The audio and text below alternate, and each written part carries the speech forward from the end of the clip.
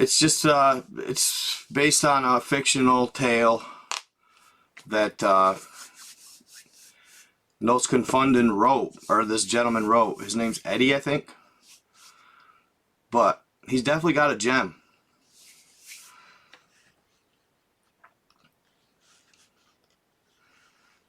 Let's see what we got going on here. Let's see, go live. Let's see if it'll actually. I don't know why I can never get Instagram's stream to work.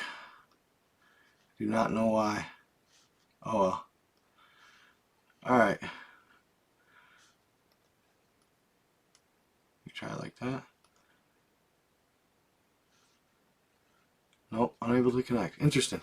Okay, so how's everybody doing tonight? How y'all doing? I know this is kind of random and late. It's kind of random and late, but I was up and I figured, why not? Right? So, y'all, this Notes Confunden, right? This gentleman, I just purchased this map you see here. Well, my TikTokers see a different view. You're actually more zoomed into supposedly the known lands, okay? But you on Facebook and YouTube, this is the full map of our said, I mean, I don't know what you call it, realm? I don't know. It's very intriguing nonetheless. Really cool. The map. This map is like, you know, of course it's based on his book. He wrote a book that was labeled as fiction. So it is a fictional tale. Nevertheless, an intriguing tale. Okay? An intriguing tale, nevertheless. And it's honestly, so check this out. Alright? This is how cool this story was, right? So I'm sitting here and I'm looking at this map. I bought it today. It was $14 for the digital copy. Okay? And I was like, God, you know, this is elaborate. Is it not? What an elaborate piece of artwork here. And what a creative mind to come up with such a unique piece. Or a unique theory, theme. Even if it is like, if it is, he labeled it as fiction, okay? So I'm like kind of just taken aback by this whole thing, and I can't help but think, where did he source it, right? What is the source of his work here at the end of the day? I mean, I just find it, dude, as a creator, I know, and you guys can hear me all good and everything, okay? As a creator, I just know for a fact that you source this. You didn't just make it up on your own. I just feel that way. There was there's a source of something somewhere from some way, somehow. All right, there's just nobody out there, I just feel, that could just come up with such an elaborate theory, I guess, right?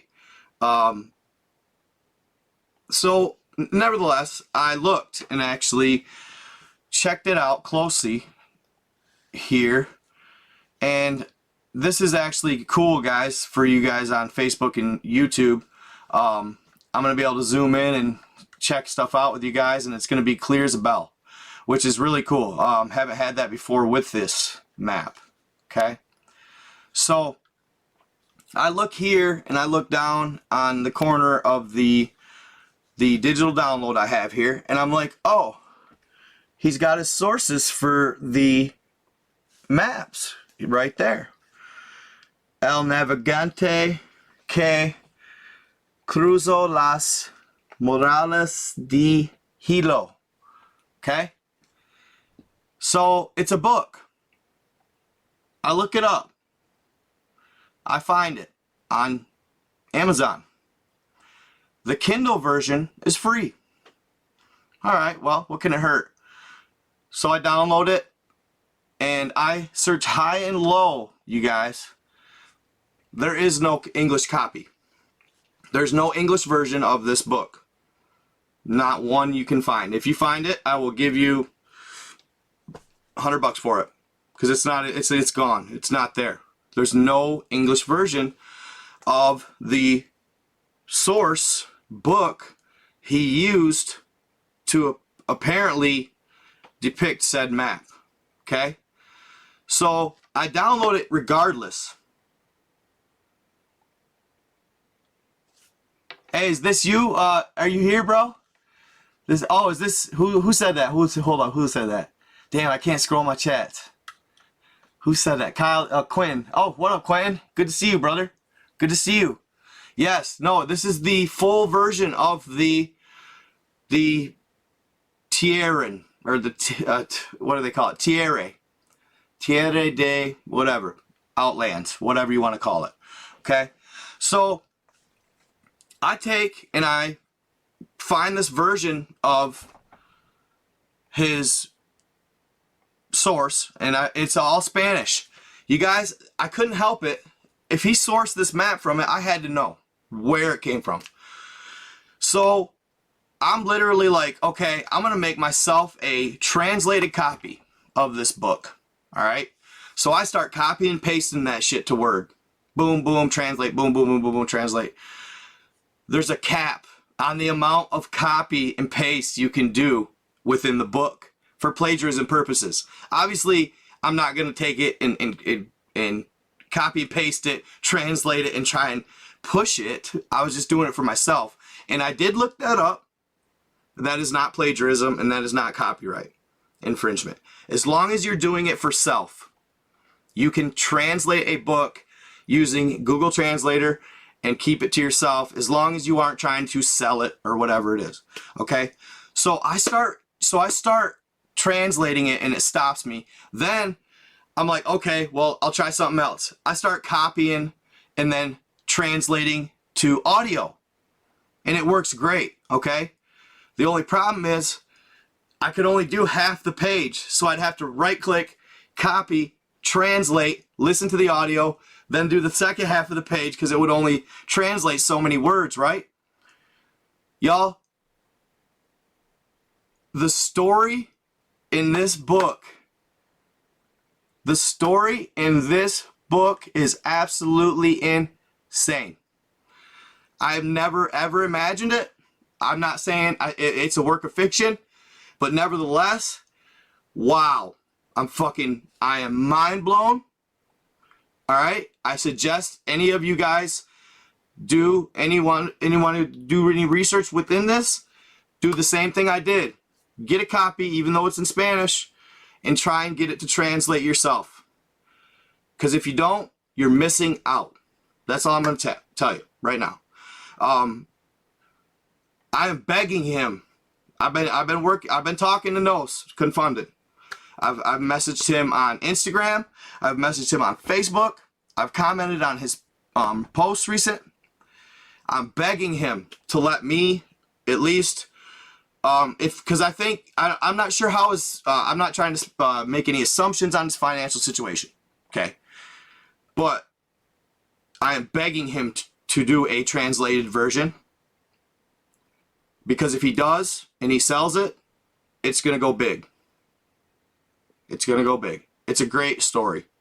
One of the craziest, coolest, most amazing stories I've read, or actually I listened to, and I'm not quite done. I'm at 90%. I don't know why I didn't finish it before this live, but it's one of the most amazing, cool, awesome stories that I've come across since I started creating, and that's not an exaggeration.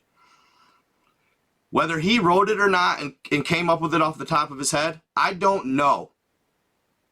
Yeah, no, so I know it. I know the story, bro. I'm pretty much got it wrapped up, but I'm at the 90th. I think I even finished it, but there was just a couple like credits pages going on. Okay, so Either way, I didn't want to cover the whole thing in this live. I only wanted to cover up to a certain point and then do another live, because there's just so much that it entails that it cannot be covered in one live. Okay? And I just want to kind of do like a, you know, and that way too, if I only do half of it, right? If I only do half of it, I'll zoom in on the book name here in a second. If I only do half of it, that way you guys can go out and you guys can download the digital version of the book and then translate it yourself. But I know that in his posts on Instagram, he's pushing to have people buy it, and it's like, bro, just translate it to English, please. If you do that, there's no telling. There's no telling, because it's just such a cool read, guys. So it's an amazing story. And here, I'll zoom in real quick. This is the name of the book, okay? The first one. There's 2 books, all right? He did 2 books. So how it works, guys, because I looked up copyright infringement and stuff like that, all right? How it works is, so if whether or not, and I'm not trying to take, he maybe did come up with all this information in these books, okay? Maybe he did. You know, it's pretty good stuff if he did, I'll tell you that. He's a great author. But if you find text that's old, if you find ancient text that is dated before copyright was even a thing, you can swipe that text up, copyright it, and sell it. And you'll be okay. You can rewrite it and sell it. Crazy stuff. I didn't know that. I'm not saying that's what he did or nothing, but I've never been able to find a similar story, okay? So what if I told you, so yeah, real quick, guys, El Navegante, here, I'll tell you what. It's El Navegante, okay? For those of you that are wondering, it's El Navegante que cruzó las murallas de Helio. Like helio, meaning heliocentric, meaning that we revolve around the sun. Alright? That's heliocentrism. But El Navegante que cruzó las murallas de Helio. Or Hilo. And then there's a next part, and I haven't gotten to that yet. I'm really excited to check it out. I can't, like I said, I can't stress enough how cool of a story it was, guys. Very interesting, fun stuff, like nothing I've ever come across in my life. Like, I wish I could just read it word for word to you guys. I do, but I think it could be considered touchy. I don't know why. I mean, it is a work of fiction. Nevertheless, maybe some people would read into it, and I'm not saying, you know, that it's, I don't know, you know what I mean? I just love the story, so that's where I'm at with it. I'm not going to present it as you know, it's a work of fiction, but it's cool, bro. So what if I told you that after the Revolutionary War, a gentleman from the Continental Army bought a boat, a nice sailboat, or a ship, like, you know, Mayflower-esque type, old English style ship, and he got around a crew of gentlemen that he fought in the war with, okay, and decided he wanted to go to Antarctica and see the ice lands. All right, so he gets everything around. He buys this boat. He overpays for it, but he just wants to take this trip and gets his crew around. Just days before the trip, something comes up and their captain is nowhere to be found. All right, their captain's nowhere to be found, and it's one day before the trip. So he gathers everybody up and says, hey, we can't do it without our captain, so we're going to postpone it until he turns up. He literally just disappeared. Nobody knew where he went. Nobody had a clue what had happened to him. All right. Well, the day of the trip, it's I want to say it was November 14th is when they were supposed to take off. The day of the trip, the captain shows up out of the woodwork. He's got all kinds of maps and all kinds of crazy stuff that he had acquired, and basically said, well, you know, I was kind of off the radar. Just had to take a leave of absence for a second, guys. So sorry about that. But we are ready. Let's go. He had provisions. He had everything set up, and the mission was on. The trip was on. Okay, so they sail south from the east coast of the United States, because at that time it was just 13 colonies. Okay, so they sail south and they hit some ports in South America. They attest to how hot it is, and the captain kind of chuckles and says, enjoy it while you still can, more or less, because it's about to get cold, boys. So they continue further south and they hit the Antarctic continent. They say that in some portions of this continent there is not up to 90-meter high walls of ice that they are kind of, they're very intimidating. They get close to them. All right, so they're sailing towards the continent, and it's almost like the captain's done it before. He knew of this technique or route that you would take, and there was technique involved. He more or less got parallel with the ice wall and got right up next to it, right? And this is months later, guys. So they take off in November. You're like talking probably June-ish by the time they get there. So it's summertime. All right. So as they're kind of sailing really close to this ice wall, they're nervous. They think they're going to hit it. They all of a sudden start getting pulled by this current. And it's kind of taking control of their ship. And say your ice wall's right here, right? Your ice wall's right here. And here's your boat. It's going like this. And then all of a sudden, there comes a gap in the ice wall, and their boat, more or less, it gets drawn into this gap, straightened out. Almost as if the current's taking them. They don't have to hardly do a damn thing. Just make sure they don't hit the wall. And it takes them through. And all of a sudden, they said they're through, and the captain referred to them as something like the gates of sorts. I don't know what they're called exactly. But they get through these said gates. So if you guys want to look here, I think what he's depicting in the map right here, if you look on TikTok here, see that little gap? Possibly is what he's depicting there. That gap. All right, and then on my Facebook and YouTube, there you go.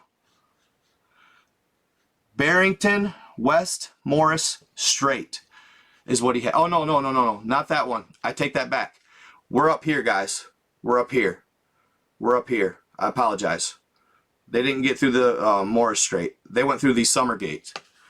That's what they said in the story. They went through the Summer Gate of sorts. And it's only like that a certain time of year, hence the name, Summer Gate.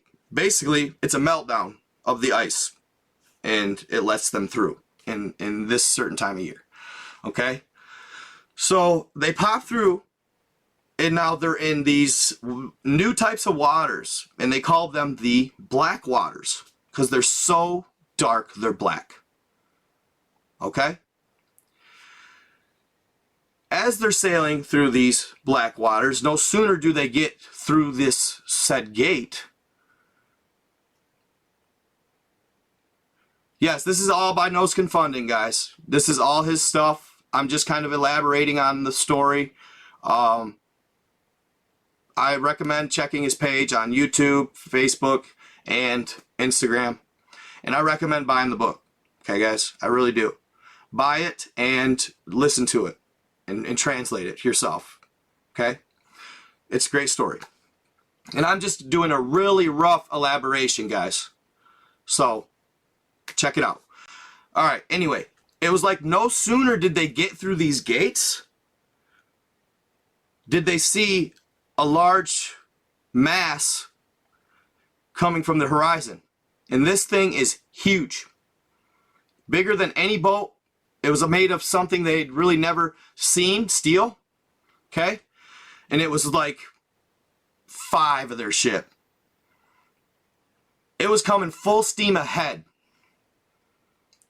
The captain, though looked nervous, was confident in his state that he wasn't threatened by them in an odd way, almost as if he knew something that they didn't. Okay? The rest of the crew is, of course, you know, they're scared to death. They think this thing's just going to ram them and just push them to the, plow them over and break their boat and sink them, and yeah. No, they pull up and they get on this loud horn, announce themselves, and say, hey, we're coming aboard. They had never heard a horn before. This is the 1700s now. And it was like piercing their ears like they had never heard loud noise before, more or less. So they were fascinated by the horn. All right. They board their ship and wow, they look just like them. They're the exact same people. They are exactly like them. All right. Now they claim that they come from the ancient lands. All right. See here on my Facebook and YouTubers, ancient lands. Okay. Or no, sorry. Dang it, that sucks. The Ancestral Republic, excuse me. They're from the Ancestral Republic, okay? Not the ancient lands. That'll come up later. The ancient lands of Anak will come up later. All right? They are the Ancestral Republic, okay?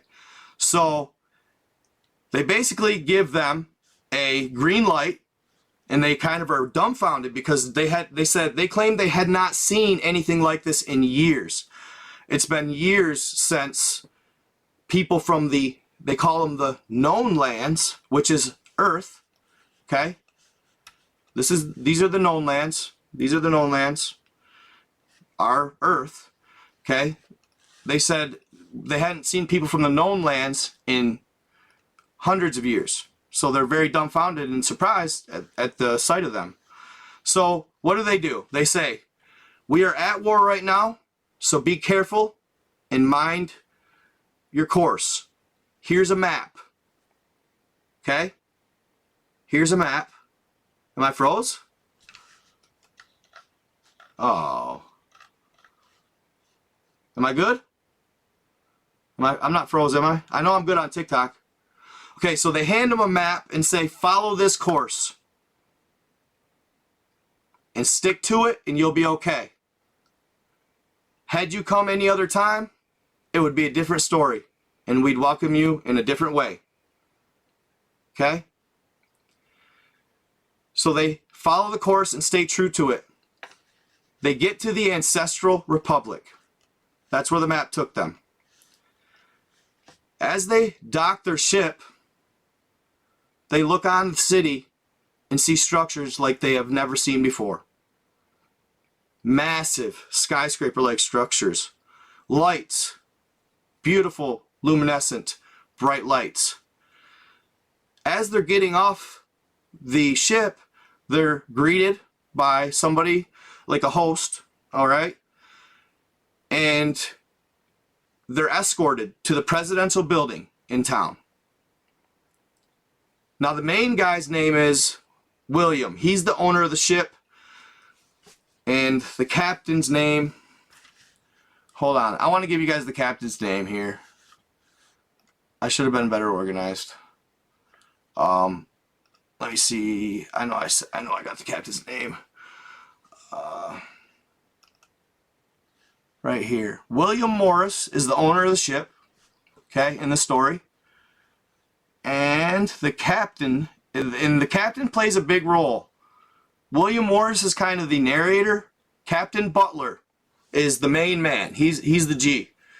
He's the one in control, the cool, calm, collected one. Kind of seems to know what's going on in a weird way, right? So Captain Butler heads off with a bunch of the people from the Ancestral Republic and leaves the crew behind. Williams is then escorted to the presidential office, and he's given the skinny on what's going on. Okay? So, the president, his name is Fayak or something like that. A unique name. The president's name is like Fayak, or Faya. President Faya.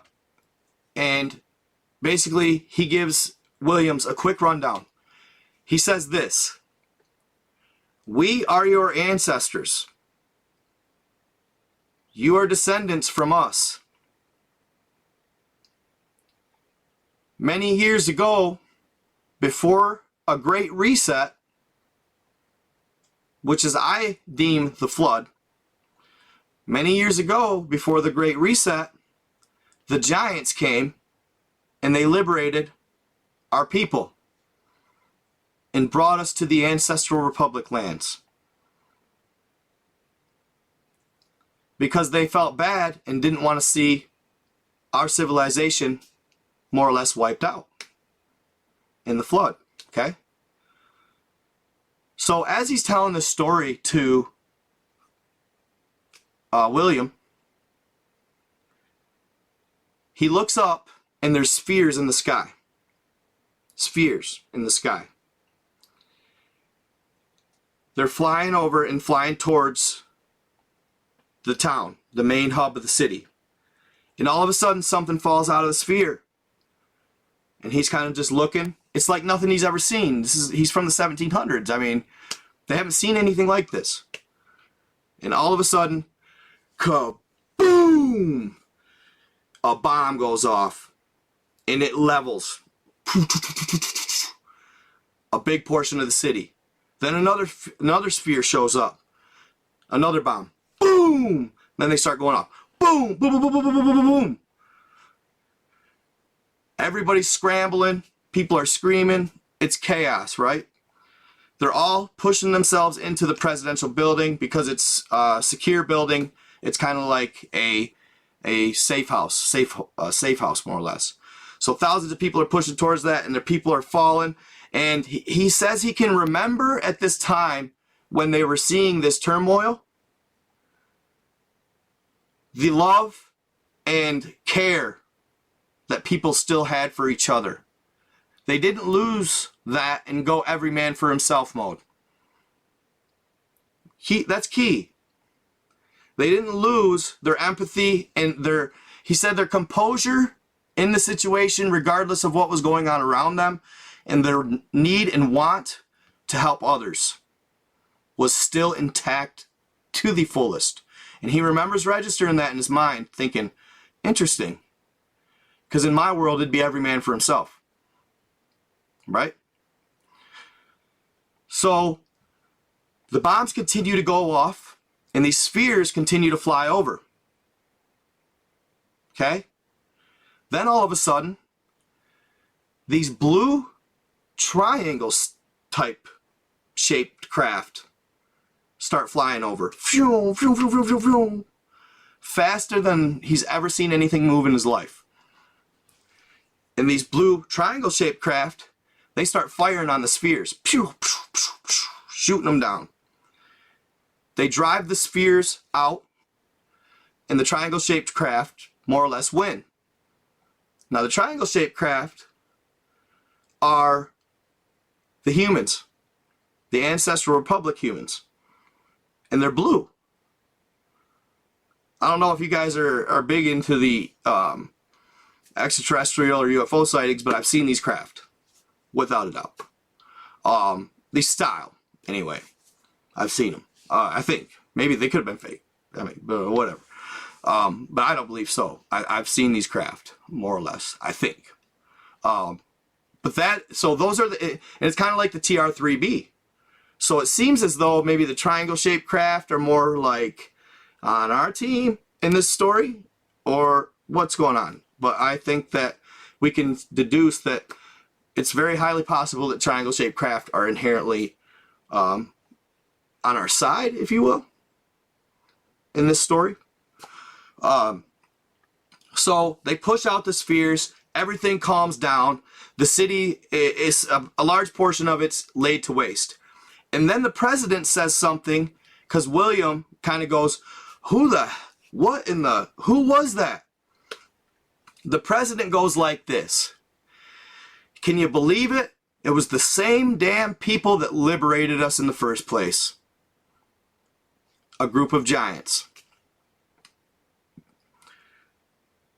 Initially, when they liberated us, or them, the ancestors, they went against another somebody, and that'll come up later.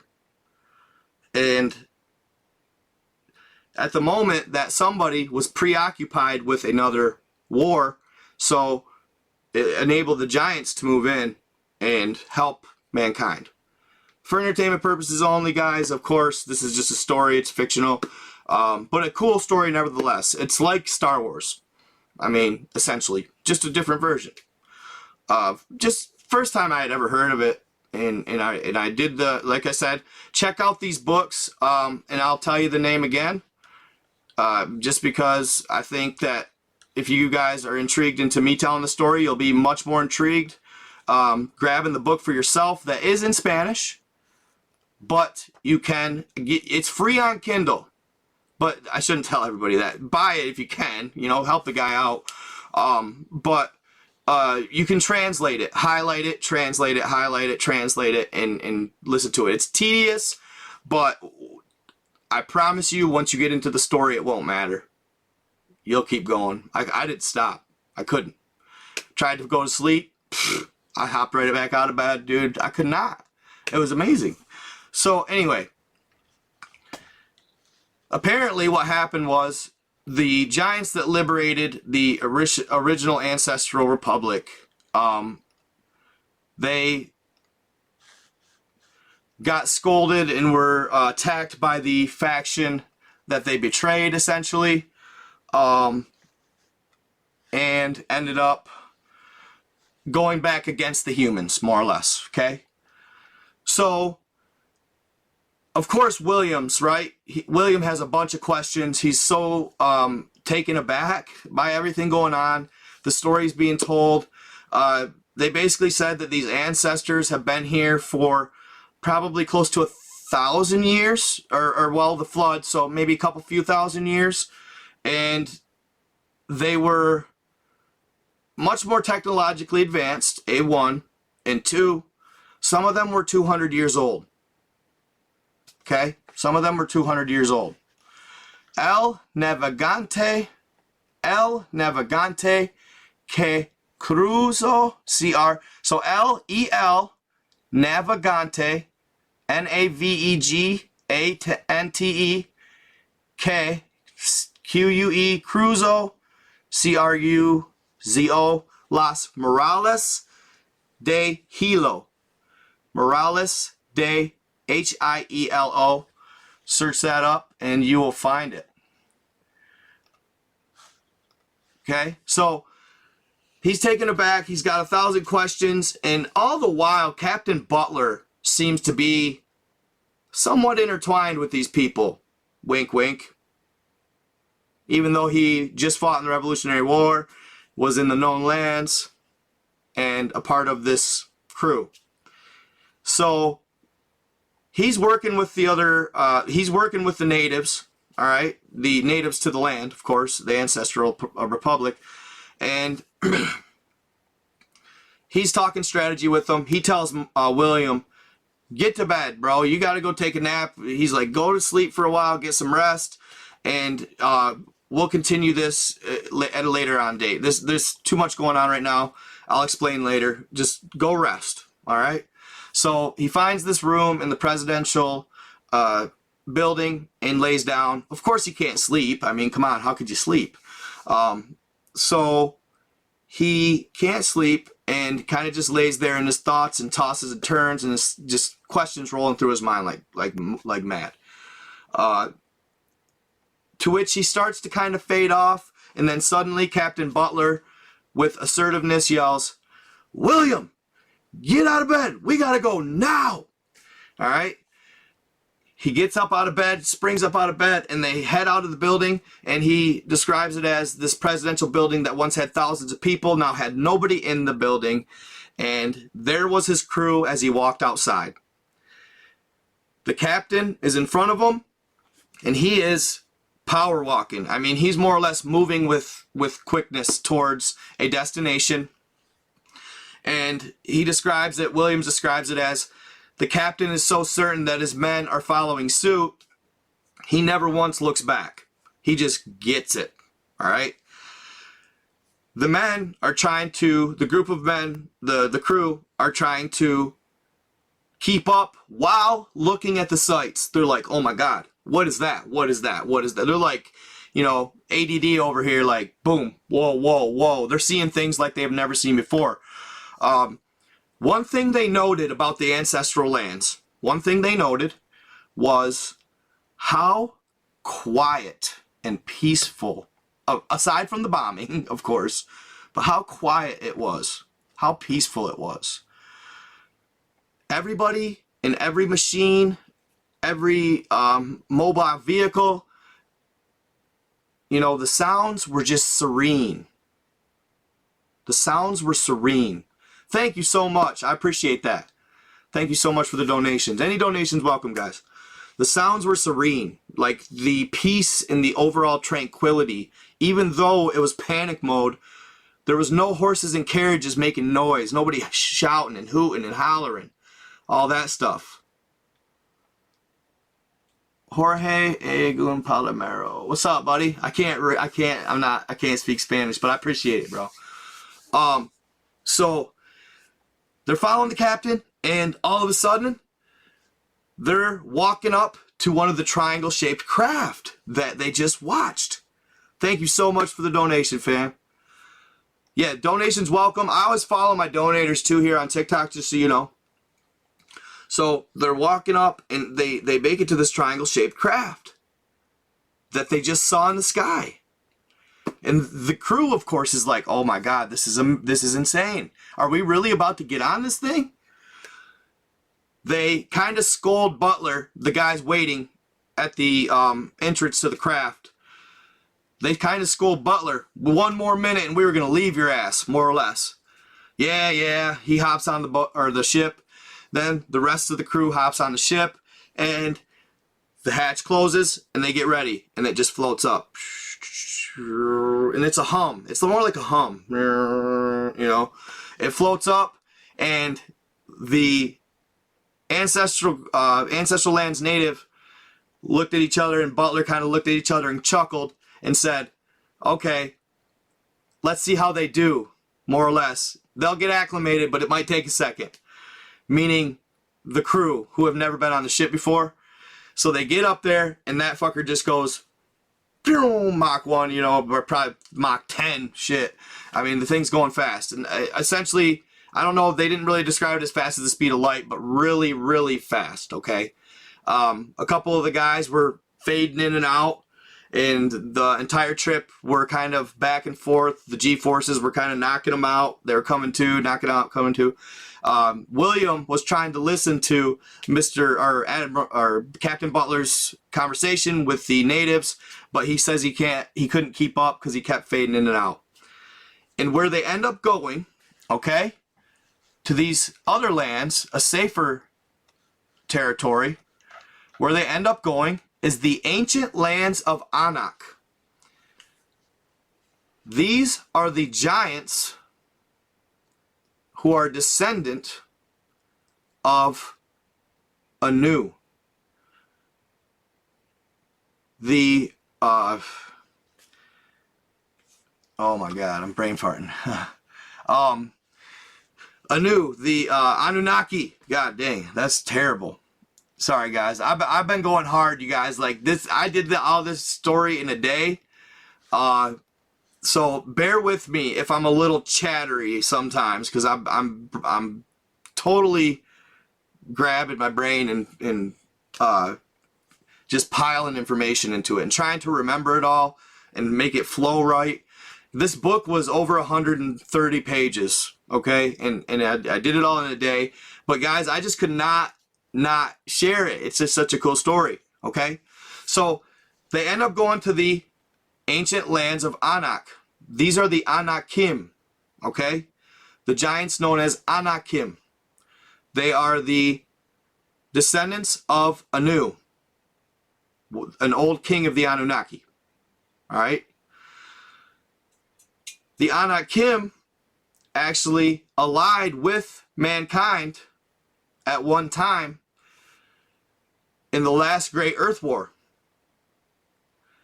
So I'm going to tell you, this is crazy. It's kind of interesting, okay? The Anakim, who, in this story at least, in this work, the Anakim were represented as the fallen. The Anakim were the fallen giants that came down from heaven, the fallen angels, the watchers, to breed with mankind. And they had the giants of 3,000 elves. Alright? Gang, gang, gang. Okay. So the Anakim, why they did this, alright, is because at the time, it was the Anunnaki, and they referred to the other faction in this book as the custodians, or the custodios. The custodios are a very powerful faction in this story, and they are in more or less, them and the Anunnaki ally to achieve certain goals in the galaxy. And those goals will come up later, and they're really, really intriguing. Very interesting. So the Anakim, why they came in and they helped mankind and taught them of sword and shield, taught them of technologies, helped them advance, because they felt bad for them. Alright? They were being more or less, it was like, so you know the legend, Anunnaki, what'd they do? They enslaved mankind to harvest gold, because there is more gold supposedly in our world, the known lands, than the entire galaxy. Vast amounts of gold there. So they felt bad for us being enslaved, so they fell from the heavens and they helped us and attempted to help liberate us. Well, the only reason they could do this is because the Anunnaki and the custodians were at war with each other, when previously they were allies and they wanted to achieve a certain goal. They were not watching over Earth and mankind at this time. They were the bottom of the priority list. So the Anakim snuck in, tried to help us, and it ended up causing a war. It was the giants and mankind on a team battling, the custodians, and the Anunnaki. Alright? As always, for entertainment purposes only, this is just a fictional right. Okay, guys? It's a fictional story. Written by a gentleman, Confunden. Check him out. So this great war breaks out on Earth, all right? While the custodians and the Anunnaki were occupied with each other fighting, the Anakim came in and they literally annihilated all the pyramids, as many as they could. All right? Why? They said that the pyramids were actually used to, in a way, they could be triggered and cause, say, catastrophic events in this book. They could be triggered to control the narrative of mankind. All right? The pyramids were built by ancient factions of the dark side, essentially. And you guys remember when Buzz Aldrin went to Antarctica and saw the pyramid? He's like, that thing's evil. I'm not saying all of them are evil either. I don't know for sure. But in this story, it made it sound like it. So basically, they were trying to wipe out all the pyramids. And when the custodians and the Anunnakis war was over, they made a treaty, and a peace treaty, and they allied again. They came back and they tried to activate the pyramids, but they were all wrecked, so they didn't do anything. So the way they described it as resets. All right. They described it as resets, basically. When reaching a certain population or something like that. Okay, a great reset would take place. All right. So they go to the ancient lands of the Anak, the Anakim. Okay. Yeah, they cut down all of our trees. Yes. They cut down all of our trees, and they pretty much just wiped the floor with the said giants, even the giants of 3,000 ells. They fought valiantly. So in the Bible, what does it say? The men of renown, the heroes of old. Well, I know there's this narrative that the giants were inherently evil, but it may not. Well, at least in this story, it wasn't the case necessarily, and I'm sure there's some that were, because there is still evil giant factions out there. There's multiple giant factions out there, according to this work, and basically there was more of an alliance with the giants than perceived. Essentially, that's what they're saying in this story. Which intrigued me. It intrigued me nonetheless. So, the Anunnaki plus the custodians. So here's my interpretation, you guys, of maybe what these custodians could possibly be in the story. Just it doesn't take a rocket scientist to question maybe what they could be. Possibly the ancient draconian race, possibly, is my kind of guess. Possibly. The Anunnaki are also they're giants as well. But the Anunnaki are said to want the gold. They wanted all the gold because they want to liberate their land. Now check it out. Check out the Anunnaki lands. Check them out on this map. Here's Nibiru. Look at how dark Nibiru is. Look at all the lava. The lands are dead. They're essentially dead. And it looks like hot lava, hotness. Not anywhere I want to be. And maybe here's Planet X. Interesting. Planet X is different from Nibiru in this. All right. I had sometimes thought they were one and the same. But yeah, so that's why the Anunnaki wanted access to Earth. They wanted the gold. So in this story, right guys? In this story, another intriguing thing, okay? In this story, they claim, and they talk about this dome, all right? The alleged dome, okay? There's one around each of these lands, right? And then, on top of that, there is one ultimate dome in this story. Around the entirety of all the lands. There's 178 total. Okay? There's a dome. They call it they call it the first dome, and then they go second dome, third dome, you know, type shit like that. But they don't go like to the 178 dome, but like they call the known lands dome. There, you know, if you're a native to the land, they call it your second. You call it your second dome. But there's the first dome as well. So in the story, guys, this is what's intriguing. All right. So in this story, hold on, I like get my chat for YouTube and Facebook up. So in this story, the Anunnaki and the custodians, they have a thirst for power. They figure out how to basically penetrate every known dome in within the major dome.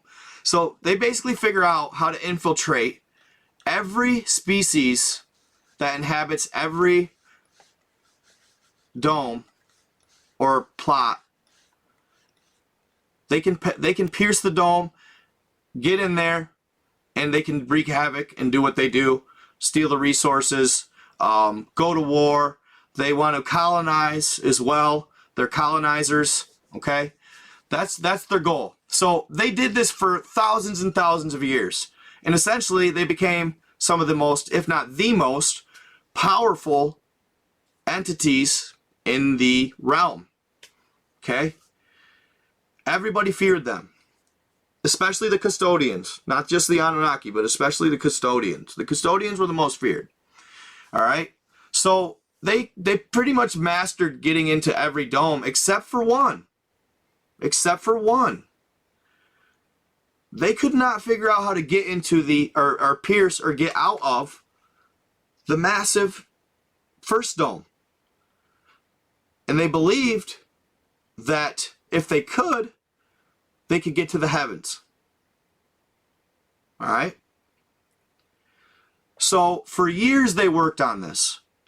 And keep in mind that the custodians are lower vibrational beings as far as spirituality goes. Spirituality is key throughout the realm. I'm going to say it again. Spirituality and one with source is key throughout the realm. The Draconians are the custodians and the Anunnaki. That is their weakness. They are very, very little, if not at all, spiritual entities. Okay? Nevertheless, they're powerful.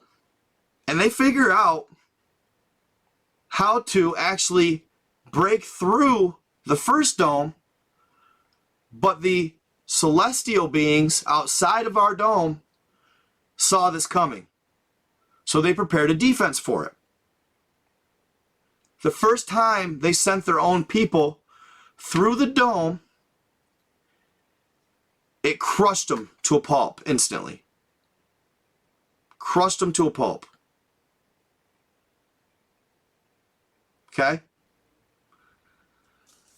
They tried this time and time again, got the same results every time. So then they said, okay, well, if we can't do it, maybe this being can. Maybe that being can. Maybe that being can. And they basically stopped running tests on their own and started running tests on people they had captured, entities they had conquered. Basically used them as the guinea pigs, right? And they were getting closer and closer to piercing this dome and surviving. But nevertheless, it never worked. So finally, the Anunnaki created mankind, and they tried out mankind. Mankind did something different. Instead of being pulverized, one entity lit a fire, but instead of being pulverized, mankind died, but their essence continued through. Their spirit continued through. Meaning that we are one of the only beings, or that in this story, humanity is one of the only beings in the entire realm, if not the only one. I haven't figured that out quite yet. But the only beings, I'm pretty sure we are the only one, that have a true portion of the true source energy of the source God.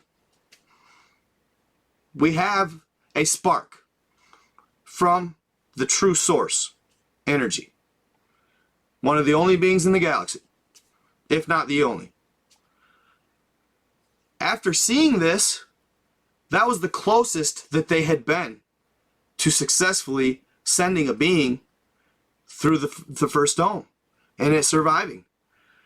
Our essence and our soul, even after our body failed us, our soul continued through the dome to the heavenly realms. This really grabbed them. They thought, oh my God, these people have the actual source energy within their soul, within their essence. This is not only a crazy good thing for them, but it's a scary thing. Because they know that if it gets out of hand and we get too powerful, that our power may be unparalleled. Alright? Meaning that if we actually become, if in this story, if the humanity becomes spiritual beings, one with Mother Nature and one with Source, there's no telling the power that we could achieve in this story. So, they, in turn, know this, so they kind of wage war on us and keep us in this story at bay, right?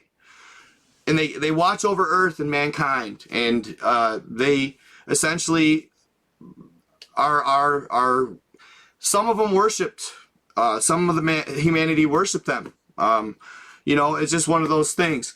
So anyway, I'm going to move to the ancestral, or the Anakim. So back to the Anakim lands, the lands of Anak. While there, they met the giants, and they got to intermingle with them. They didn't speak the same language, but there was one host giant, female, who was actually super beautiful, that could speak full English. So she was their translator, and she basically more or less kind of hosted them. And Captain Butler, he went and he asked the leader of the Anakim if they would help us and then they would ally with us in the fight against the Anunnaki and the custodians. And the Anakim said no at the time. They said no. But while there, okay, while there, if the sequence might be a little off from the book, so when you read it, if I'm a little off, forgive me. But while there, they told them of a little more of their heritage and the relationship they had with the Anakim, and said, you need to go to the Thoth Islands. Now the Thoth Islands are the moving islands that never stop moving. They float. They're the floating islands, and they never stop moving. When they get to the Thoth Islands, they needed to seek out this being known as the Shen-Ki, if I want to say this correctly, the Shen-Ki, and he will give you a book. And in this book, it'll tell of your heritage and the history of your people and humanity. So they get the book, and they basically dive in and delve in and find out all this amazing information. Alright? They meet and talk about other entities, the Pleiadians. The Pleiadians were actually almost pushed to near extinction by the custodians. But they made it. There was a few that lived, and they made it. And they ended up basically reviving themselves, resurging, and actually becoming one of the most technologically advanced and one of the most powerful groups or clans in the entire realm. The Pleiadians. Alright? The Pleiades, which is the Big Dipper, essentially. Alright? So, they tell of all these other entities. The Greys, right? The Greys are actually from the Orion. The Greys were made by the Anunnaki as a spin-off of these Zeta Reticuli beings. The Greys ended up defying the Custodians, and the Custodians and then went to war. They pushed the Greys to near extinction. And the Greys were so close to extinction that they had to rely on their own technology. They call the Greys heartless, emotionless, almost automaton-like beings. Thank you so much for the super chat. Appreciate you. Almost automaton-like beings. So they use their technology of cloning to repopulate themselves. Okay? Then it goes from there, and I'm gonna rewatch it a little bit, you guys, and talk to you guys a little bit more about it in detail. Like I said, I wrote a lot of it down, but I kind of want to be able to present it a little more, and I don't want to spoil it for you guys either. But basically, they are at. So it gets crazy, though. It gets crazy. But basically what happens is, for the time being, the crew ends up staying in the Thoth Islands for years. And they help build humanity's, their ancestral humanity's defenses. And they're getting, essentially they're getting ready to try and liberate the people of the known lands. Now, it talks about Admiral Byrd. It talks about how they attacked Admiral Byrd in this book, and a number of other events that take place. I don't want to get too crazy, but it's very intriguing nonetheless, as far as fictional work goes. But dude, check it out and see what you guys think. Definitely check it out. So I was thinking the other day, though, guys, just on a kind of like off the book topic, you know, kind of just thinking to myself, you know, we look up at night. We look up at night, and what do we see? We see stars, right? We see stars. And essentially they're always in the same, more or less the same position. They could be in a different portion of the sky, etc., based on what time of year it is and stuff like that. But I had this weird thought. What if the stars were reflections of like other lands like this off the top first dome? I don't know. I just thought it was a cool thought. And it's like, obviously it's outlandish and like crazy to think about. But it just, I was sitting here thinking that, looking at this map one day, and I thought, wow, interesting. What if they're just the lights from the cities that they live in and all that? But no, it says that, it goes on to say a bunch of other great information. I'm gonna, like I said, I wish there was a English language version, really bad. There needs to be an English language version, really bad, and hopefully someday maybe. I've been trying to talk to him. I truly believe that if he does make an English version, it's going to be a hell of a seller, I think, for him. But no, what's cool is, you guys, and I'm just like overwhelmed with it, and I like I said, I've been working really hard on my platform lately, and I kind of just crammed this in unexpectedly, just because I was watching a video on TikTok of this map, and I thought, man, what is the source, bro? So I looked at the source, saw that book, and I was like, okay. And it takes forever to get it to translate and read it out to you, but I would easily say that it's worth it, you guys. It's welly worth it. So definitely worth it, and it goes through. And what I think it is you guys, these books, they go through essentially every land. In the first one, they're talking about Libris and the Asgard lands of the, what do they call it, the Icelands. There's Atlantis and Lemuria, the Ocean of Mu. I mean, nevertheless, you know, whatever it may be, this is amazing, you guys. This is really intriguing, really cool. like lands of the angels, lands of Uriel, right? I mean, come on, man. Pegasus, Cassiopeia, like, come on, Mercury. This stuff is really cool. They say that basically all kinds of different types of beings exist that we can't even fathom in our brains at the moment. We don't understand it at all, the level at which it goes.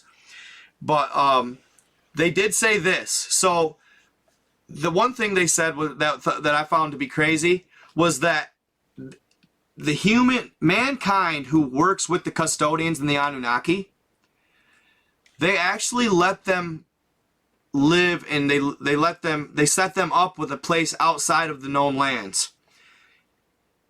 They were on Mars at one time, but that's no longer the case.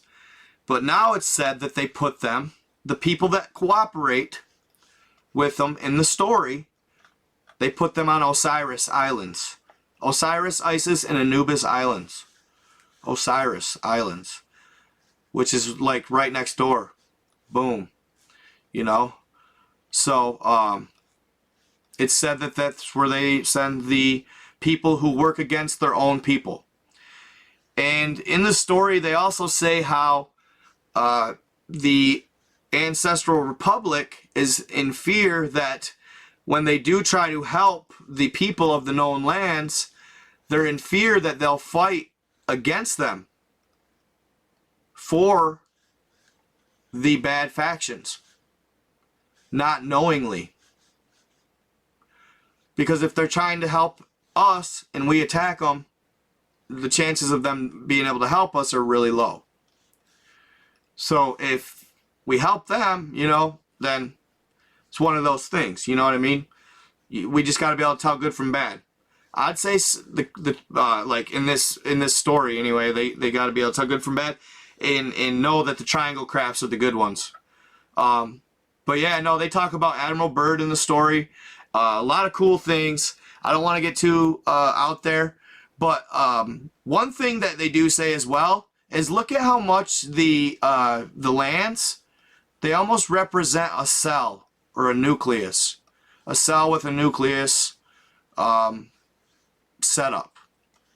Cell within cells, right? Cell within cells.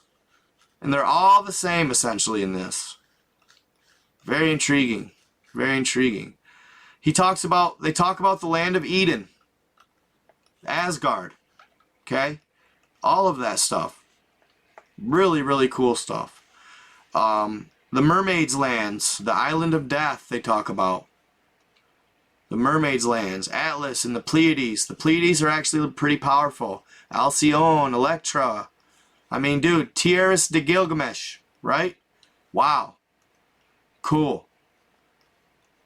So, I was reading something about this gentleman named Sinbad the Sailor, who it was said got outside of this alleged ice wall, if you will, and found some of these lands of the giants. Supposedly there's a giant, El Dejouge, I think, which is Gog and Magog, I want to say, but that is expected to eventually attack mankind, and then the coming of Christ will happen and he'll stomp him out, but he'll wreak havoc on earth for 40 days and 40 nights, which is crazy. So, but yeah, no, definitely worth reading, guys. Definitely worth buying. Even just go help the guy out, buy a map. I wish I could talk to him. I wish I could get him to open up to me a little bit and talk to me about where he found the sources and like, so I like, on God, like I was thinking in my head, I'm like, bro, like at the end of the day, if you came up with this yourself, you're straight up ET. Like, you're an alien, bro. Like, you know what I mean? If you came up with this yourself, dude, he's an alien or something. Like, I swear to God, no, I'm just teasing, but still, you know, like, God, this is elaborate stuff. And you can see, like, the shapes and lands of the Draco, Abyssal Ocean. So I would check him out. Go buy the map. This map is only like $14. All right, pretty cheap. There's another one that's just the homelands or the known lands as well. Those are like $7.99 at the end of the day. How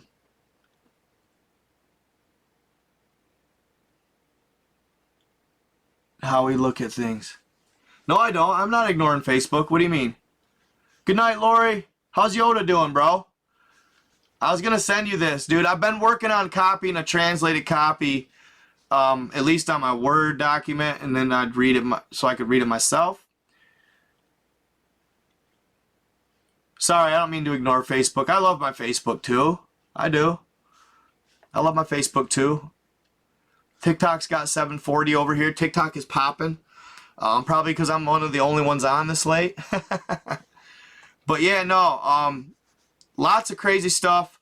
Lots of cool stories. I just I want to re-watch it, or at least kind of re-study it so I can give you guys a little more accurate information. And I just want to be careful too.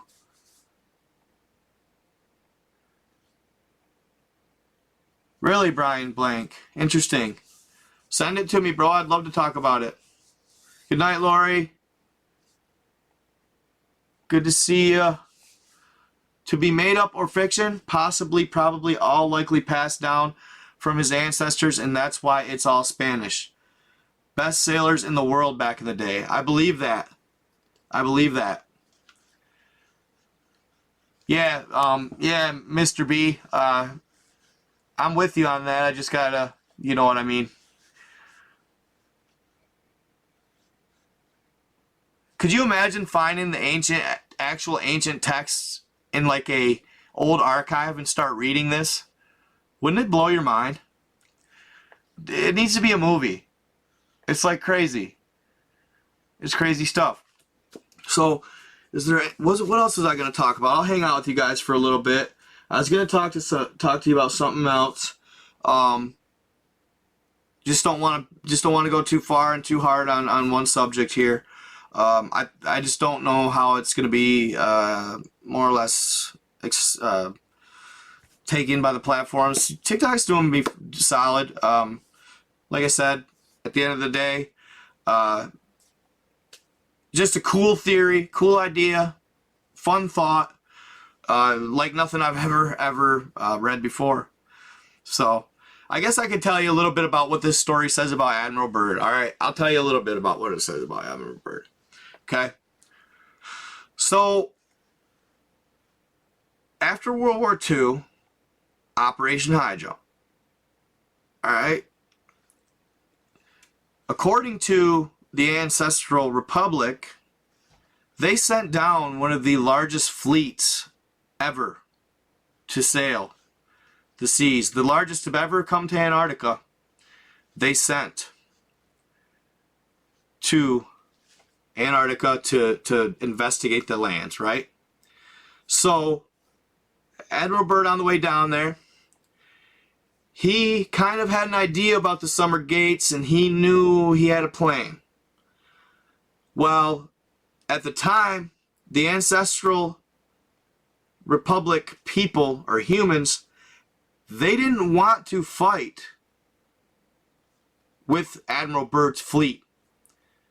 They felt they had to, in order to keep them from getting near the ancestral lands. They didn't want them to know where they were, because it would have added to the threat against the ancestral humans. Okay? So they attacked, essentially. And it was quick and easy. So it's true they attacked Admiral Richard Byrd, according to this book. At least in the book.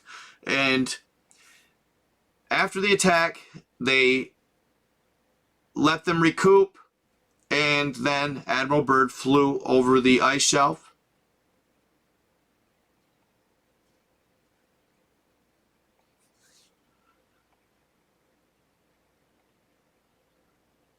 Flew over the ice shelf, and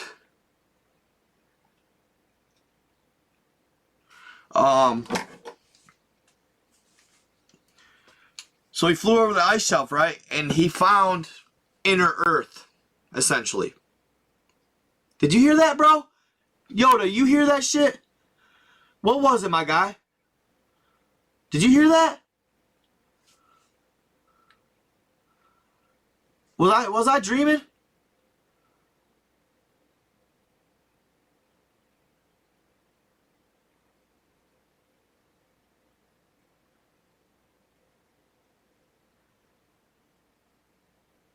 What are you talking about, screen name? What was it? Oh, it was animal sound? Okay, it's probably my cat then. Okay, good. Okay, good. Okay, good. You didn't hear no whisper.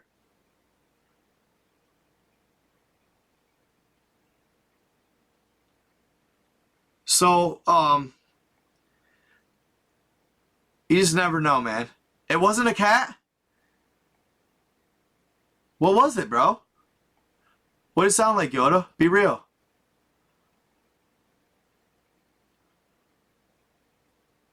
Like a groaning noise? Yoda don't lie to me, bro. It ain't nothing about being up. Yoda don't lie to me. He ain't playing. He ain't playing. So, bells to you? Bells? Interesting. Some chick whispered, yes, please. That's funny. So, bro, that's trippy, bro. Dude, I don't play, though. Dude, the only thing I need, though, guys, I need a legit samurai copper samurai sword, bro. Supposedly some of these entities, they can't be killed by guns. Which is weird. Scary, isn't it? So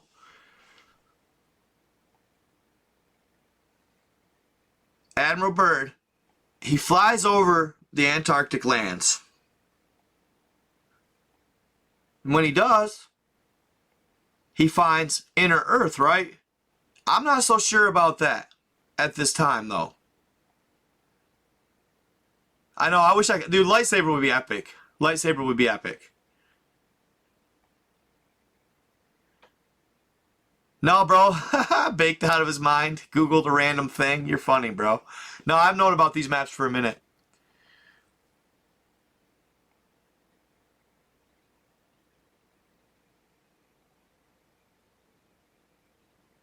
I'm in mid. I'm in the mid, bro.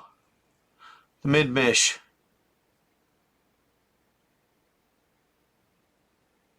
Once in a while, bro, like... And what's weird, I have an acre, right? I have an acre.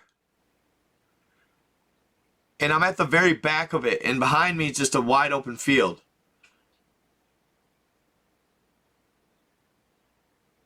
So I'm like actually a little ways away. And like it's dark and kind of eerie. The property's got a lot of trees.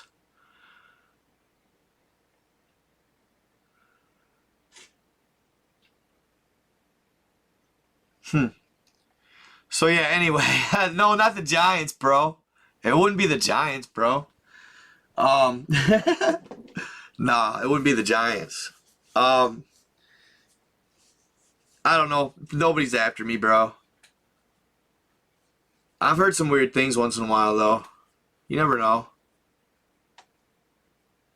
Dude, yeah, I thought about putting cameras up around me. So, anyhow, yo, after reading the Land by the Lake story, y'all, read the Land by the Lake story. That shit's scary. That's just real. It's real. I feel like it is. So this is the craziest part about all of it. All right, guys. Admiral Byrd, in his account in his diary, only supposedly writes about one encounter with the said inner Earth beings, right? Well, it's alleged in this story, in this story, they say he had multiple. And not only that, they more or less got him to do like a double agent recon for him. He did it for a little while, but then he backed out and he spooked, because I think they probably made him, and then went back to helping and giving the information to the higher ups of the military, the custodians, or whatever you want to call them. Okay, so and we all know eventually he had a heart attack, and all that or not good stuff, but yeah, that's what ended up happening to him. So Admiral Byrd was actually on the side of these beings, essentially, in this story, before going back to the United States. So Operation High Jump, it had more going on than meets the eye, right? Yeah, no, guys, Nos Confunden, right here. Here he is, right here. This is on my screen. And you guys right here behind me. It's NOS Confunden, C-O-N Funden. Easy stuff. Whoa, bro. I just saw this stuff. The Dyatlov portal. The Dyatlov portal. That's interesting. Really interesting. I've never ever heard that. The Dyatlov portal. Wow. Interesting. This is a really cool setup, guys. This is a neat map. It's really cool. It's very intriguing, nevertheless. So you see the abyssal ocean right here? The abyssal ocean. Look at how much bluer it is than, say, our oceans. Essentially what that means to me is they're deeper. Hence the name abyssal ocean, right? So what if once in a while creatures, like large creatures from the abyssal ocean, they come into the known lands to feed, hibernate, breed, etc.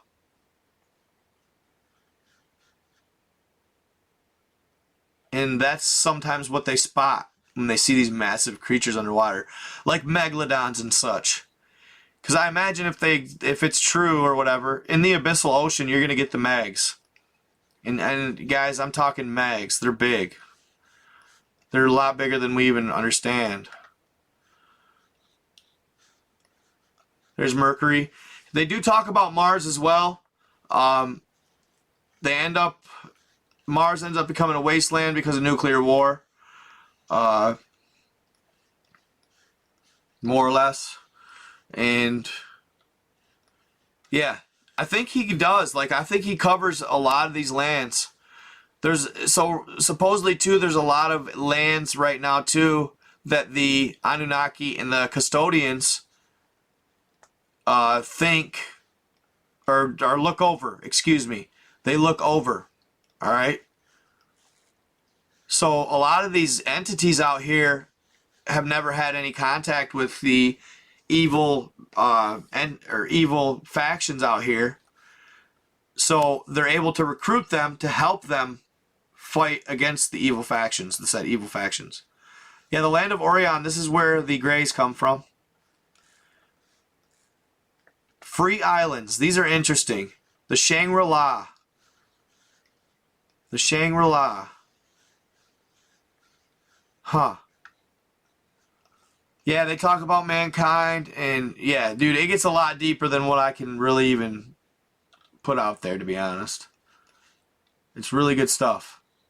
But yeah, so that's kind of the gist of what I'm going to share with you guys right now. I'm going to probably I'm going to look more into it, and then I want to actually kind of start on the next book so I can talk more in depth. I imagine it's going to be a mind-blowing account, man. It's going to be something like I've never heard before, and I'm excited to actually do some research with it.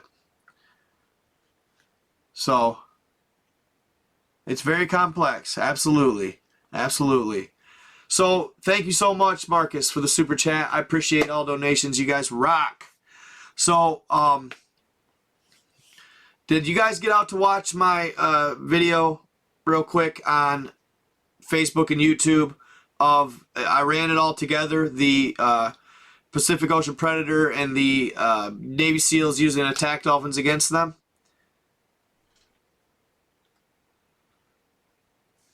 If you guys haven't checked it out, go check it out. It's awesome. Huh. Yeah, go check it out. I think you guys will like that story. I was going to kind of talk a little bit about something like this. I was going to kind of maybe try and tell the story in a way. I feel like it'd make for good content anyway. I feel like it'd make for good content if I kind of, you know, organized it a little better and didn't try to just freelance everything off the top of my head. So, yeah. It's crazy, guys, though. I really recommend it. Truly, it just gave me a whole nother perspective, really, and it was really amazingly interesting perspective. It can be somewhat scary, so don't, you know, just it's. I'm pretty sure he more or less presents it as fiction. Yes, Lily. Yes. It's a fine line, guys, so when I say stuff, just understand where I'm at, you know? But yeah, so just very cool stories, worth a read, for sure. The big-ass creature those fishermen caught swimming by those icebergs. When? I know there's a lot going on right now. Giants are attacking more often. The evil faction of giants. It's wild stuff. There's a lot more. The veil's thinning. You guys, and have you guys, so, okay, let's talk about Project Looking Glass. Have you guys heard of that? Project Looking Glass? That was really interesting, to say the least. Project Looking Glass.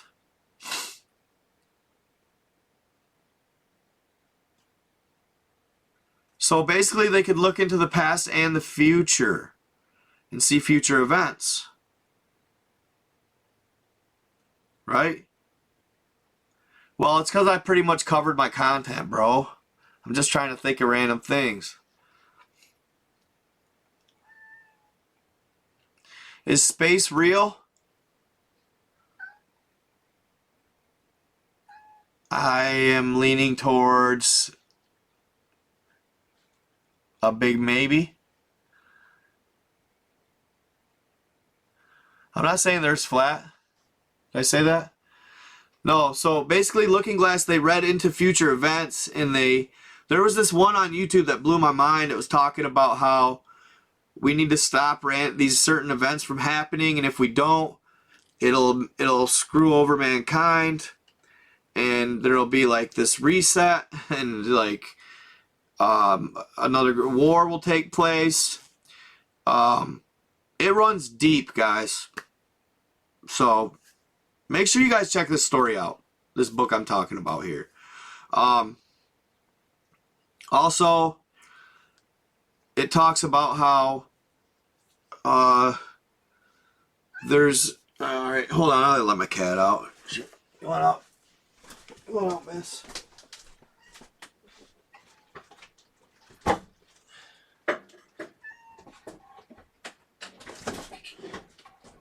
Get out of there. Get.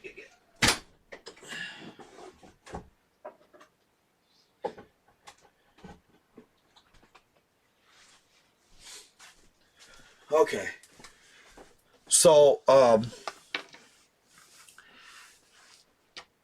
it's saying if we don't prevent these events, then the vibrational shift won't take place, right? So, guys, the only thing I could really say to guide you in this whole thing, I used to kind of think, so ever since, like when I started this journey, I thought that the evil was in fact more prominent in society than, say, the good was, okay?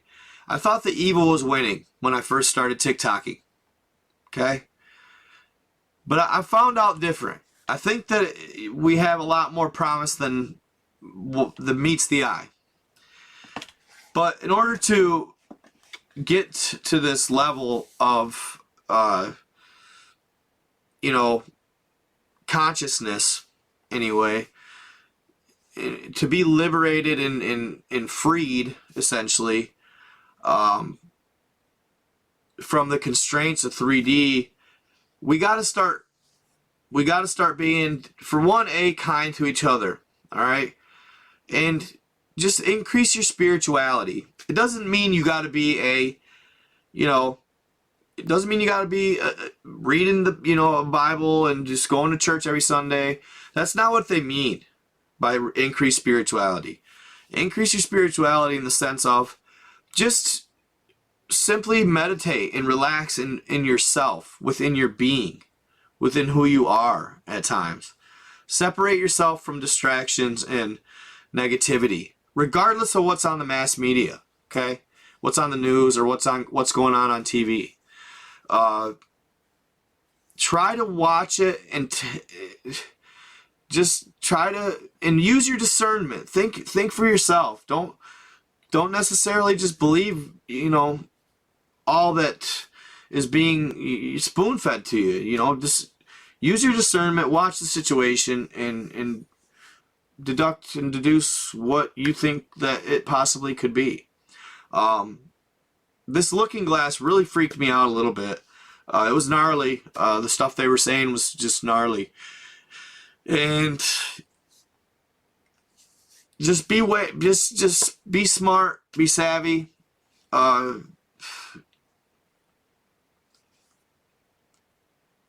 Become one with Source. Become one with Mother Nature. Feel within your being the energy of Mother Nature. And don't forget about each other. Okay? Use each other and coalesce if you need to, or group, be one and help each other. Don't if crazy shit starts going or anything like that going down, I'm not saying it's gonna, but if natural disasters or something takes place, don't forget about being a human. And let's put it this way. If there's a great reset anyway, right? If there's a great reset anyway, of sorts, or like a flood, if you will, we ain't gonna make it anyway. So why not go out helping each other? At least go out on a good note. No, I'm not saying it's gonna happen. I'm just saying in general, throughout chaos, we have each other. We really do. At the end of the day, throughout the chaos and throughout the negativity, we have each other.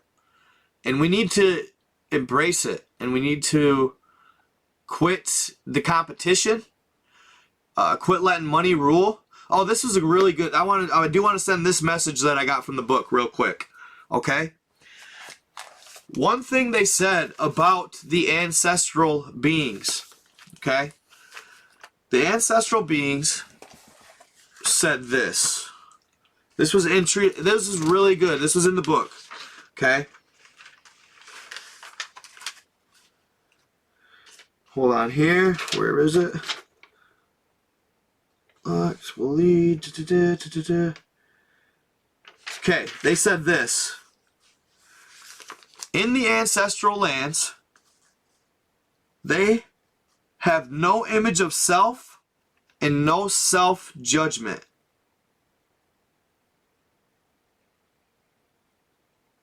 The mind, because they don't do this because the mind could begin convincing one to live in the eyes of a third party and of third party subjugation or subjection.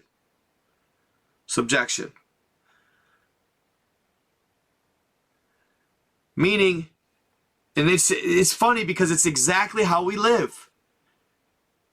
How do we live as a mankind right now? We worry about self-image, and we care about the Joneses and what they think. We want to buy more, have the nicer car, have the bigger house. Compare, ladies comparing wedding rings, men comparing whips. You know what I'm saying? That's all trivial. It don't mean shit. You know? And it don't matter. At the end of the day, that stuff it doesn't matter. You know? They say that in the lands of the ancestrals, the peace and serenity is like nothing that they've ever seen here. It's quiet. Everybody's happy. Everybody's taken care of. There's no conflict whatsoever. Everybody's on an equal plane. Even the politicians, they don't get big paychecks. They don't get higher living than the regular people. There's supposedly no work. There's no jobs. Everybody partakes in society. Okay? It's all love and light. No murders, ever. No prisons. Complete and utter peace they've created in the ancestral lands, apparently. So, how they do this is they start teaching first at a young age spirituality. Okay? First at a young age spirituality. Then after that, they teach to know each other. To know each other and the world around them. Become one and know each other and know your land. Know Mother Nature. They're great teachers who had been guided by great teachers. Spirituality, no paper money system at all. No money system. That was instilled to cause conflict in hierarchies and social statuses. Like I said, when you guys read it, just check it out. It's really cool. The zero crime. They got respect for life and each other. Children learn about spiritual growth. The people had a say. The people had a say in what was going on. Everybody was included in decisions in the colony, or the a colony, I guess you'd say. Supposedly in this story, humans were the only race that haven't been released after multiple catastrophic events. Ancestral humans and Anakim. That's the weakness of the custodians, little to no spiritual development. So, yeah, it goes on to say a bunch of other cool shit, guys. So, check it out. But, yeah, it's been a fun live. I really appreciate it, guys. I would keep going, but I think it's just time to call her a night. I'm kind of dragging it out. So it's been fun, guys. It's been awesome. I'm going to, like I said, get into this a little bit more and maybe come back and do another live on it, or actually do a video on it. So thank you, Witch of White Light. I appreciate you. Good night. I appreciate you guys. TikTok, it's been awesome. You guys killed it tonight. Got up to like 1.9, 1,900 people. That's awesome. That's a great live right there, fam. I appreciate you guys. So, yeah, we will rock, and thank you for everything. So the book is called, here, I think I can comment it. I thought I could.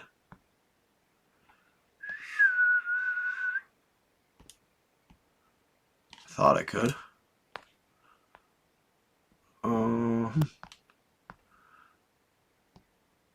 No. comment. There we go. It's holy crap, it's long. Hold on. L. Here, I'll write it down on paper, guys. Oh, it's gonna be backwards though. I might be able to mirror the camera. Can I mirror it? Let me see here. Yeah, I can mirror it. So here, for TikTokers, you guys already saw it on Facebook and YouTube. So TikTokers, and tell your people about it. This is definitely a good read. Yeah, and I seen Misty, you said it is in Spanish. It is in Spanish. It is in Spanish, but if you look into it, you can actually, there's apps and stuff. It's kind of tedious and it's a pain in the butt, but to me it was well worth taking the time to translate it. It's a definite interesting account. Like nothing I've ever read. Morales de Hilo.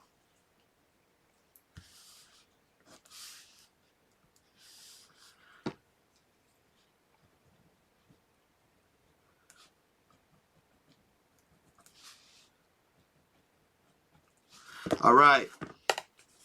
So I'm gonna mirror it. Hold on.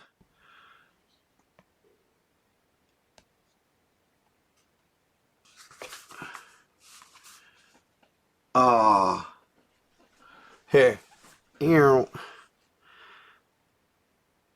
Take a screenshot, guys. Cruzo. Hold on, maybe try it the other way. I don't know if that reads any better. Maybe it does for you guys, I don't know. Okay, Cruzo Las Morales de Helio. I'll do it both ways. Yeah, take a screenshot, guys. Take a screenshot. Bam. Cruzo Las Morales de Helio. There you go. Been fun, guys. Thanks, TikTok, for showing out. That's really cool. Been an awesome live with you guys. And as always, with my YouTubers and my Facebookers, you guys are always consistent and OG. So, appreciate y'all. And guys, definitely check this book out, alright? I am out. Love you guys. Stay to the light. Be kind to others. Rock out on life.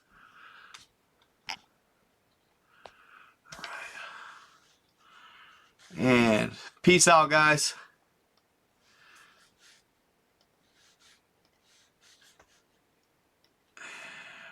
Pew. 342 in Night God or YouTube. Good stuff, guys. Good stuff.